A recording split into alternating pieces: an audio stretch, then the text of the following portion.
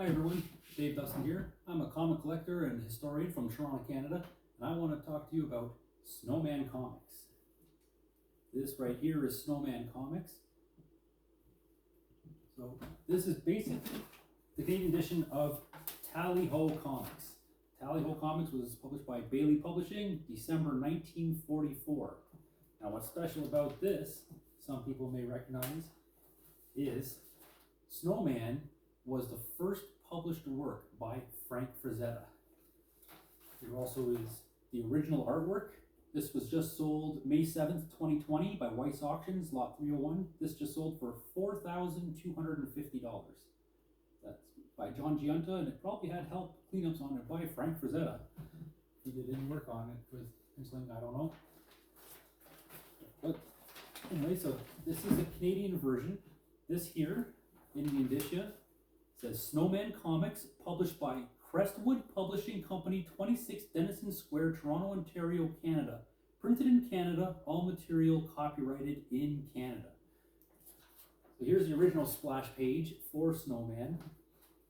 So what they did when they made this, they overprinted comics and a 6D price. Mine also had a sticker on it. There was a round spot here where I used to have a 9D sticker. They also put 1 shilling stickers over in the UK. So they overprinted a price and an indicia. You can tell this is not an American remaindered copy. The American copies had a credit at the bottom, in the bottom margin, lettering designs by H.G. Ferguson. That is not here. It has been removed. It's not on the plate for the black color printing plate when they made this comic. What happens is, a lot of people don't know this. So how this comic came about to be is this is by Century Publications, who were then later called Superior Comics in Toronto, Canada. So they used to make joke books throughout the war. They made like army joke books where it had like a one-liner and there's a cartoon of a gag on top. And they might have made the odd comic. They didn't really produce very many comics up until 1946. All of a sudden they exploded with these lines, dozens, at least 2 dozen, more than 2 dozen comics in 1946. Now they had 2 lines of comics. They had the type that had covers on them, and they were the wrong covers though. They were mixed and matched with the wrong contents inside. And then they also had a line of comics that were non-covered. They never had a cover to begin with. And that's what some of these are. So when Century started making these comics in 1946, is the exact same time as Baily Publications was going out of business. So Frank Frazetta was working there as assistant to John Giunta at the time, and this was all purchased by Century, although nobody seems to know that Century was the biggest client of Baily Publishing. They bought almost all the artwork created by Baily, which is kind of cool because there's also stories that were never printed in the United States that we bought the artwork up here and we published those stories here in Canada. But once again, nobody knows about these because they were all shipped over to the UK and they were distributed out there.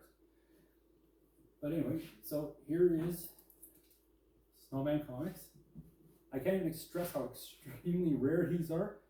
People thought that these were remaindered comics and still think that these Canadian Century comics are remaindered, that they had covers that were sold here, and then the remainders that were unsold had the covers ripped off, so the retailers could get their money back, and then the distributors were shipped over as ballast on ships and then sent to the UK and sold over there.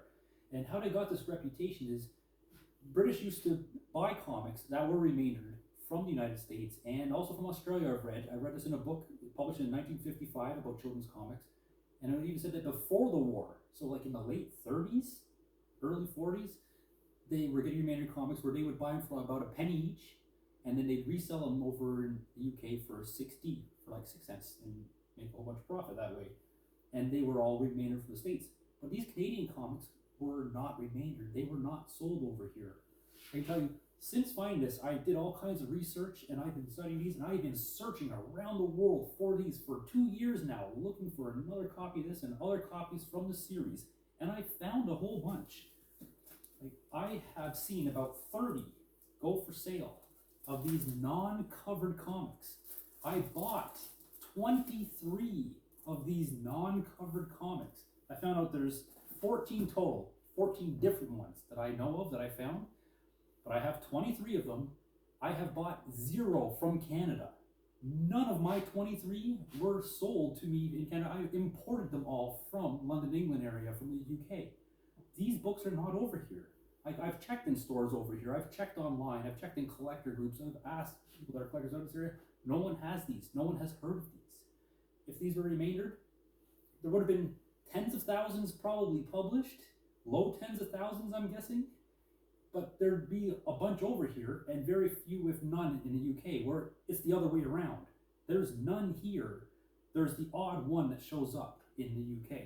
So that tells me these were never distributed here, none of these non-covered books. So when I started looking into these, I could only find one article online about them, and I can only find one article in a book about them.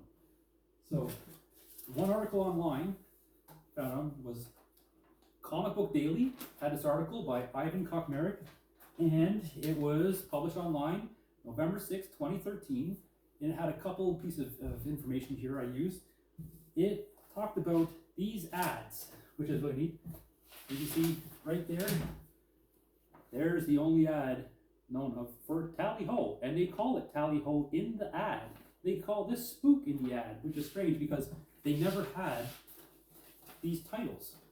They just called it Snowman Comics, and Spook they just called by the first storyteller Mr. Lucifer Comics as the first story. But anyway, they made two ads in 1946. This one was published in Jeep Comics #2, and it had Century Publication. Here's their house ad. It promotes Jeep Comics #1, Zor the Mighty #1, which was actually a blazing, but they changed the cover a little bit. Some other Circus Comics, Twinkle, Space Nomads. These are ones that had covers. These all had these covers on them that are pictured in these thumbnails. Then they came out with this ad, is in Circus Comics, had this ad for the non-covered comics. None of these ever had covers. A little bit of a mystery here is Better Grade Publications is an unknown of company. I can't find information about them anywhere. It's very strange that I can't find information when it's Baily Publications who came up with all the artwork in all these series, and it was published by Century Publications, but they didn't put the Century logo. If anyone has any information on Better Grade, please let me know. I'd love to hear any information about them. But anyway, these are all Baily Publications series. Slapstick, Trophy, Spook, Tally Ho, Make Believe. They were going to make multiple issues of each of these. These were all series. They never got any #2 or 3 published. They had the artwork made up in rough, but it was not silver printed. And also on that website, it also had a link to the only article in any book I've ever found about these non-covered comics is this article here. And where this is from, this doesn't say online, but it was actually from this book, Nostalgia About Comics by Phil Clark and Mike Higgs. And it featured this. And I'll read a bit of this paragraph here to you. It says, a selection of Canadian coverless comics that could be bought in the UK during the 40s. Majority of these were remainders. The retailer would rip off the cover as proof of unsold copies, but instead of scrapping the contents, they would be packaged up and used as ballast. Upon entry to these shores, they were then sold either without the original covers or occasionally with special fake covers printed for them. Zor the Mighty, second row center, appears to be one of these because this had a cover, but the cover was actually for Blazing Comics, and they just put the word Zor on it instead of Blazing.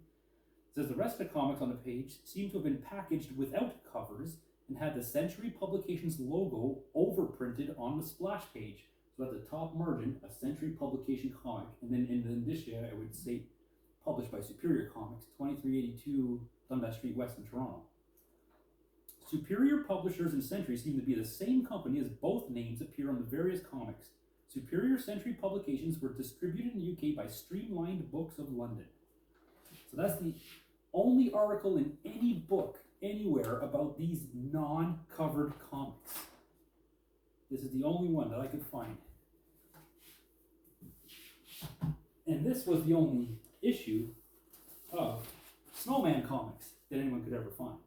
That is, until now.